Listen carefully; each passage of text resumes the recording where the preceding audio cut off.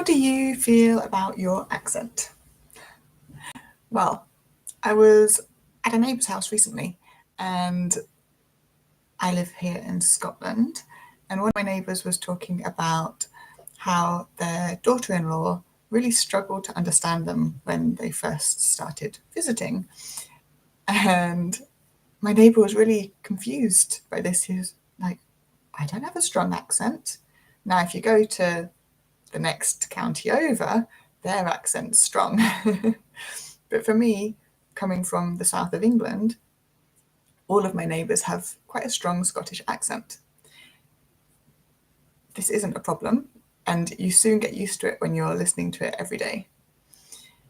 Most of my clients come to me and say, my accent's too strong.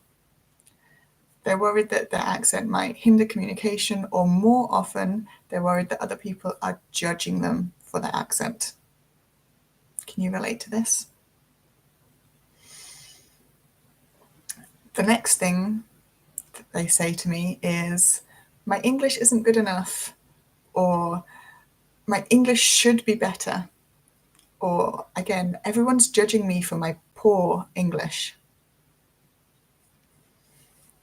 They use any simple mistake as proof of these thoughts.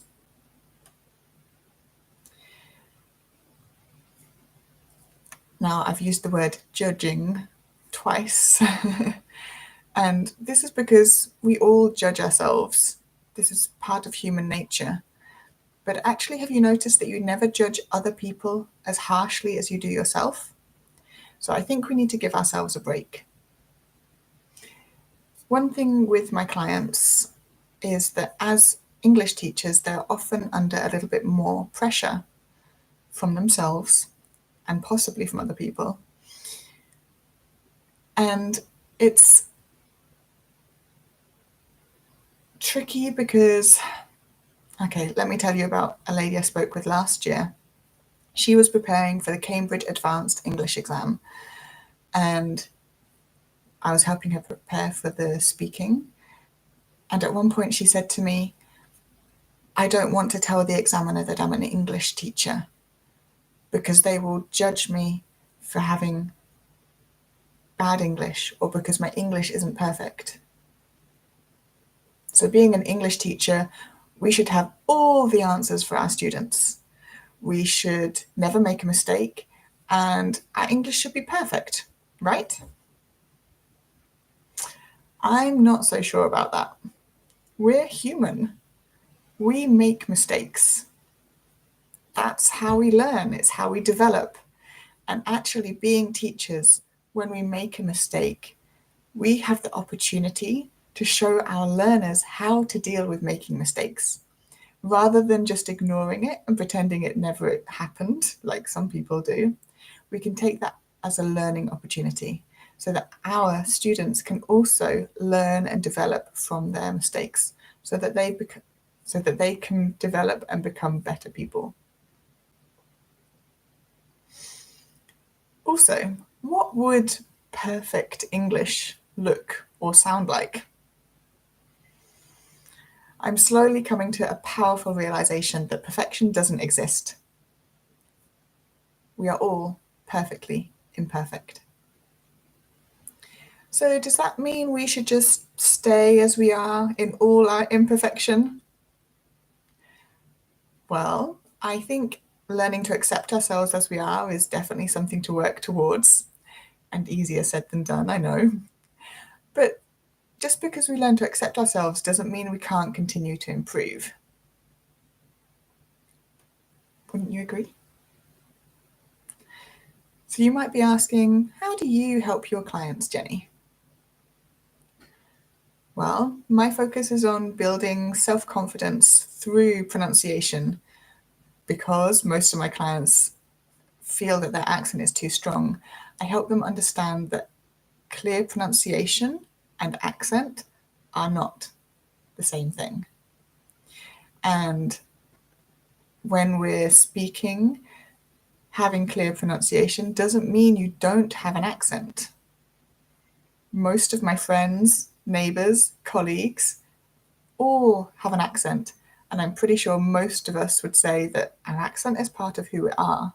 It's part of our identity. And that's the same whether you have a Scottish, English, Spanish, Italian, or French accent. Accents are something to be celebrated and embraced. The only problem is when your pronunciation is not clear enough and causes miscommunication or misunderstandings and makes it challenging for other people to understand what you're trying to say.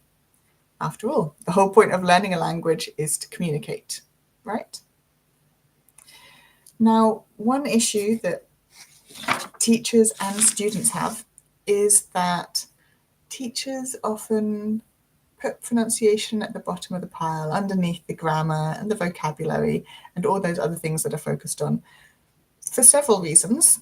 One, pronunciation itself isn't specifically tested in most exams. And teachers often weren't taught pronunciation themselves, so they're not sure how to teach it. And finally, they are self-conscious of their accent and don't want their students copying them.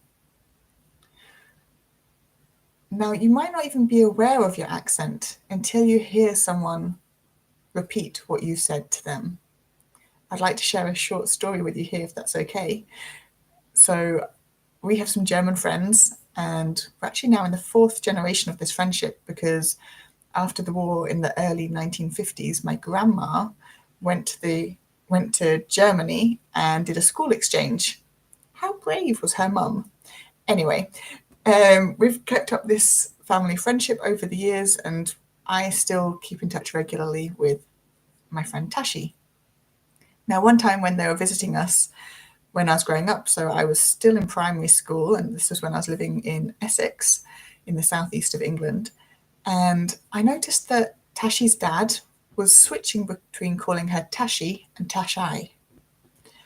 I didn't understand why, so I asked my mum, why is he calling her Tashai?